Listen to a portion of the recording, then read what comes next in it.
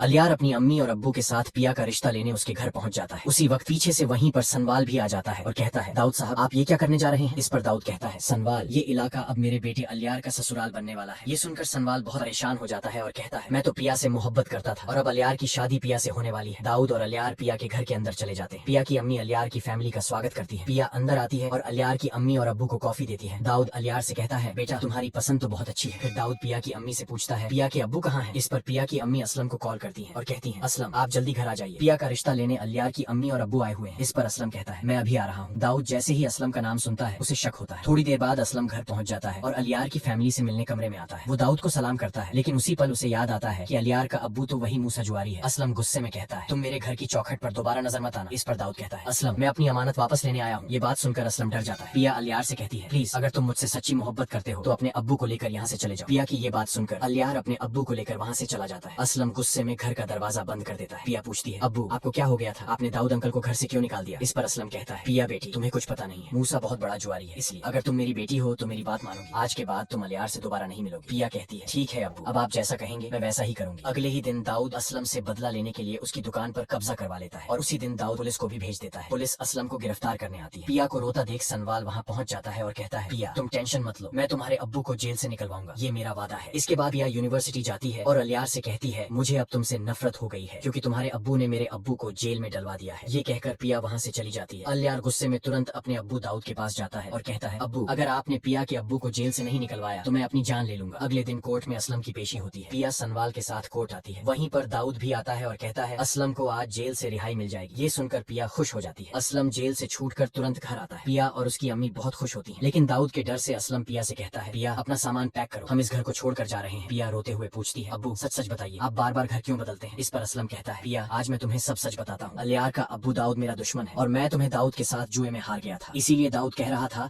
कि वो अपनी अमानत लेने आया है। ये सुनकर पिया हैरान रह जाती है। उसी वक्त पीछे से सनवाल आता है और कहता है, असलम साहब पिया की जिंदगी खतरे में है। ये सुनकर असलम सनवाल से कहता है, तुम पिया से शादी कर लो, यही आखिरी रास्ता है। ये सुनकर पिया और सनवाल एक दूसरे की तरफ देखते हैं। सनवाल कहता है, पिया मैं तुमसे सच्ची मोहब्बत करता हूँ। पिया कहती है, अब्बू मैं आपकी बात मानते हुए सनवाल से शादी करने के लिए तैयार हूँ। वो दिन आता है जब सनवाल और पिया की शादी होती है। असलम बहुत खुश होता है, लेकिन अचानक अलियार और दाऊद शादी में पहुंच जाते हैं। वहाँ दाऊद और सनवाल का आमना सामना होता है। दाऊद गुस्से में कहता है, मैं पिया को लेकर जा रहा हूँ, जो करना है कर लो। सनवाल उसे रोकने की कोशिश करता है तो दाऊद उस पर गोली चला देता है। गोली सनवाल की टांग पर लगी है। पिया तुरंत पीछे से पुलिस को कॉल करती है। पुलिस वहाँ पहुंचकर दाऊद को गिरफ्तार कर लेती है। कोर्ट में दाऊद को 10 साल की जेल की सजा होती है। दूसरी तरफ सनवाल और पिया की शादी बहुत अच्छे तरीके से पूरी हो जाती है। सनवाल पिया से इतनी सच्ची मोहब्बत करता है कि पिया अलियार की याद तक भूल जाती है। कुछ समय बाद पिया और सनवाल के घर 11 सा बेटा जन्म लेता है। और अगर आप सनवाल और पिया ड्रामा की अगली कहानी देखना चाहते हैं तो हमारे चैनल को लाइक, शेयर और सब्सक्राइब जरूर करें।